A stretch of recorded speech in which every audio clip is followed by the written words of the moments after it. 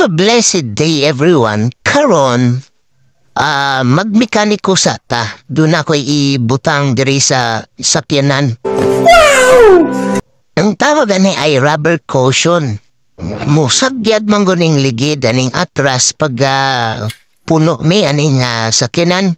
Akom ganing gilisdan ang ligid ani medyo dako mo nang naiba ang iyahang sitwasyon musagyad na hinon. Karon na to nang taoral og jack akyat na to gamay niniyang sakyanan. Bangilin ninyo ang front gagulong for safety purpose. Way baka mamaya gugulong yan habang naka-jack. Doon na may problema disem sa ko ang musagyad na ug may guglibaong.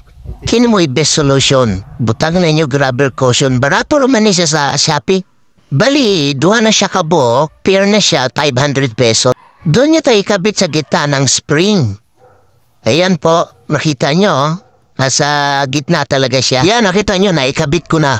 Tapos talian nyo ng cable tie. May mga butas naman yung rubber. Talian nyo. Ayan, bahagyang tumaas talaga siya. Na from gulong to fender ng sasakyan. Talagang maganda at hindi na siya sumasayad kasi na-testing ko na rin to. At hanggang dito na lang tayo. Maraming salamat sa inyong panunood. God bless po. Nice.